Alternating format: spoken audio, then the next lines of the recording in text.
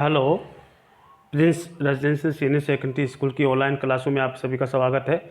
मैं राजनीति विज्ञान का अध्यापक R.K. शर्मा 6/8/2020 की तारीख में आपको जो है मैं पढ़ा रहा हूँ। इससे पहले मैंने आपको पढ़ाया भाषावाद के उत्पन्न होने के कारण और भाषावाद के समस्याओं को दूर करने के उपायों के बारे में मैंने आपके सामने चर्चा की है। आज जो आपका अगला टॉपिक चलेगा वो चलेगा क्षेत्रवाद के बारे में। क्षेत्रवाद का अर्थ, क्षेत्रवाद क्या है, इसका अभिप्राय क्या है और इसके बारे में अपन चर्चा करेंगे। क्षेत्रवाद के पनपने के बारे में भी अपन चर्चा करेंगे कि क्षेत्रवाद कैसे पनपता है। इसके बारे में आज इस टॉपिक में अपन चर्चा करेंगे। देखिए, क्षेत्रवाद का अर्थ है क्षेत्र शब्द के बहुत रूप। क्षेत्र शब्द के बहुत हैं। क्षेत्र शब्द के बहुत हैं। मूल रूप से किसी क्षेत्र को जोड़ने वाली कड़ी सांस्कृतिक समानता है। किसी भौगोलिक के प्रदेश भी क्षेत्र के आधार पर संबोधित किया जाता है, उसे क्षेत्र कहते हैं। क्षेत्र शब्द के बहुत रूप हैं।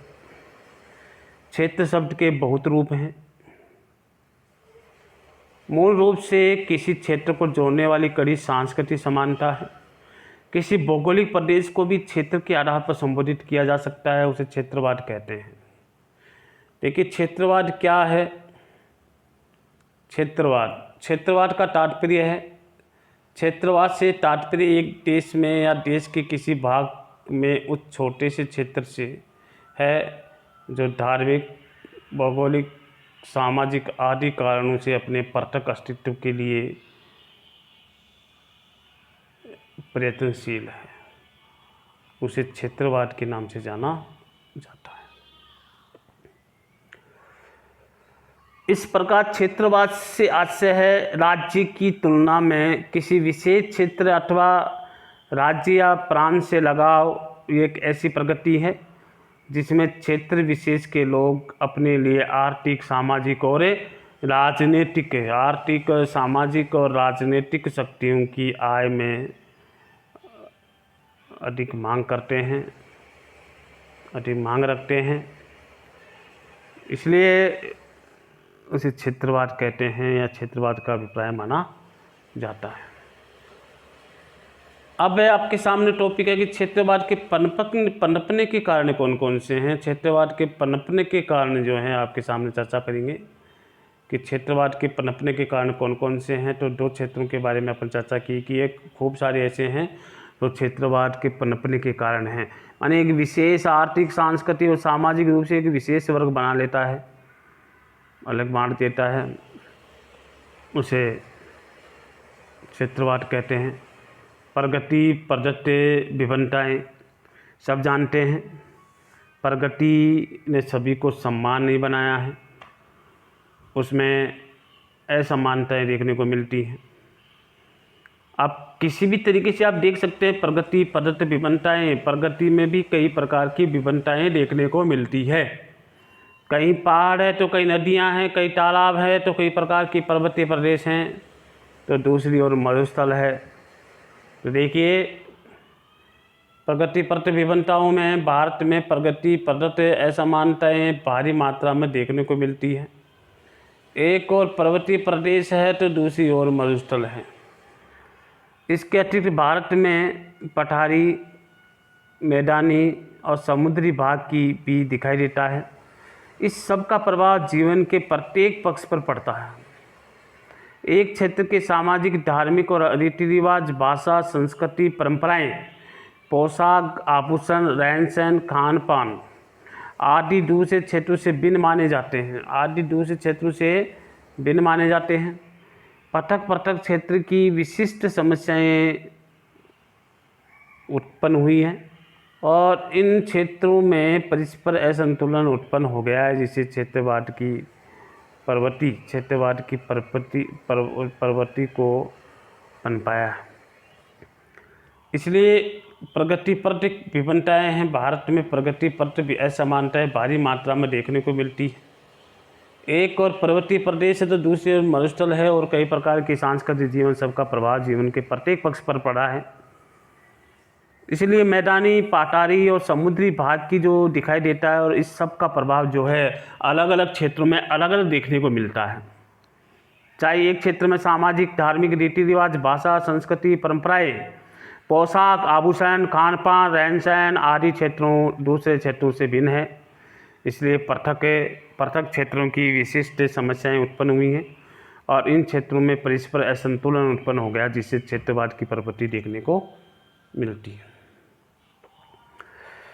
ये भी एक प्रगतिपरक विभिन्नताएं भी जो है क्षेत्रवाद के पनपने के कारण माने जाते हैं। कई क्षेत्र समृद्ध हैं, कई क्षेत्र समृद्ध नहीं है। कहाँ संसाधन ज़्यादा है, कहाँ कम है, कहाँ पानी है, कहीं है नहीं, कहीं मरुस्थल है तो कहीं पर्वतीय क्षेत्र है, कहीं मैदान है तो कहीं पहाड़ है। तो ये भी एक प्रगतिपरक विभिन्नताएं हैं जो क्षेत्रवाद के पनपने के कारण माने जाते हैं।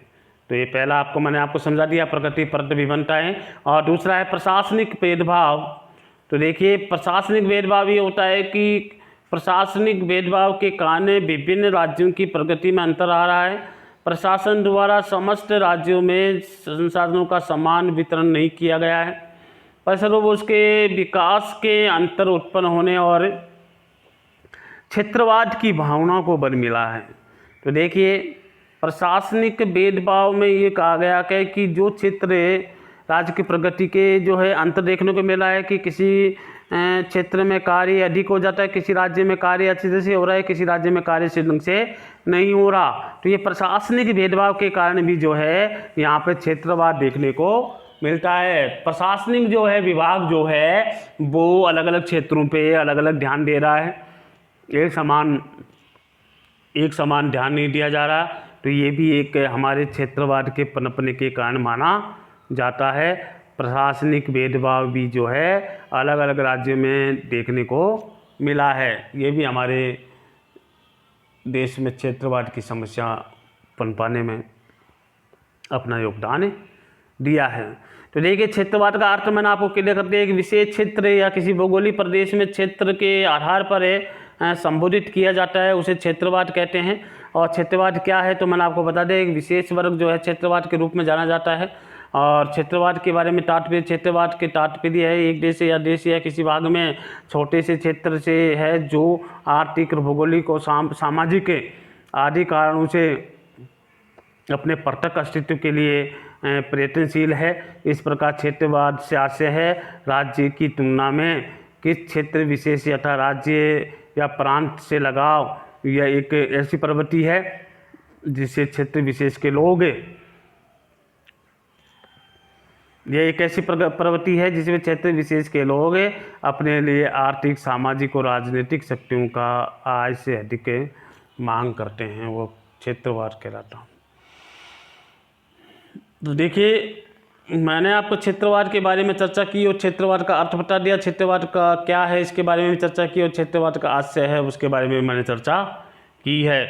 और फिर क्षेत्रवाद के पनपने के कारण 2 पॉइंट हैं वो मैंने आपको बता दिया, प्रगतिपरक विभिन्नताएं और प्रशासनिक भेदभाव। ये क्षेत्रवाद के पनपने के सबसे प्रमुख कारण माने जाते हैं। तो मैंने आपके जो है आज की क्लास में क्षेत्रवाद के पनपने के 2 कारण तो मैंने आपको क्लियर करा दिए हैं। एक कारण जो है प्रगतिपरक विभिन्नताएं और दूसरा कारण प्रशासनिक भेदभाव। तो ये 2 प्रकार के क्षेत्रवाद के पनपने के कारण माने जाते हैं। जो अगले जो कारण हैं वो जो और हैं वो आपकी जो है अगली क्लास में करवाया जाएगा। जो अगले कारण कौन कौन से हैं उनके बारे में भी चर्चा मैं आपकी अगली क्लास में करूँगा कि कौन कौन से कारण और भी हैं जो क्षेत्रवाद को बढ़ावा देने में अपना योगदान देते हैं। तो आपको आज जो लेसन मैंने आपको जो टॉपिक शुरू करवाया है वो करवाया है क्षेत्रवाद। और क्षेत्रवाद की समस्या भारत में सबसे ज़्यादा देखने को मिलती है क्योंकि भारत में कई प्रकार की प्रगतिपरक विभिन्नताएं जो हैं भारत में देखने को मिलती हैं। कहीं पहाड़ हैं तो कहीं नदियां हैं तो कहीं तालाब है, कहीं मरुस्थल है। तो इस प्रकार की विभिन्नताएं हमारे देश में देखने को मिलती है। तो ये भी एक क्षेत्रवाद की प्रगति परत विभिन्नताएं ही एक क्षेत्रवाद को बढ़ावा देने में अपनी भूमिका निभाते हैं। इसलिए मैंने आपके दो जो है प्रकार जो बता दिए गए हैं कि क्षेत्रवाद को प्रभावित करने वाले या उत्पन्न करने वाले जो प्रभाव हैं वो दो मैंने आपको बता दिया है। पहला प्रगतिपरक विभिन्नताएं और दूसरा प्रशासनिक भेदभाव। और अगले जो विभिन्नताएं हैं, अगले जो पनपने के जो कारण हैं वो अगली क्लास में आपको करवाया जाएगा और अगली क्लास में आपको अच्छी तरह से जो है क्लियर करवाया जाएगा। जो आज मैंने टॉपिक करवाए हैं वो कॉपी में सही ढंग से अच्छी तरीके से अच्छी लेख में सुंदर लेख में आपको ये कार्य करना है। और किसी प्रकार की कोई समस्या, किसी पॉइंट, किसी लाइन, किसी शब्द या किसी वाक्य में अगर कोई प्रॉब्लम आ रही हो तो आप मेरे से संपर्क कर सकते हैं। पर्सनल मोबाइल के माध्यम से भी कर सकते हैं, मीडिया के माध्यम से भी कर सकते हैं या स्कूल की वेबसाइट के माध्यम से भी आप मेरे से संपर्क कर सकते हैं। मैं आपके समस्याओं का समाधान करने की कोशिश करूंगा। आज की क्लास में आपको इतना ही है। कल अगला जो कारण होगा भेदभाव क्षेत्रवाद के पनपने के अगले कारण हैं वो कल आपको बता दिए जाएंगे। आज इतना ही है।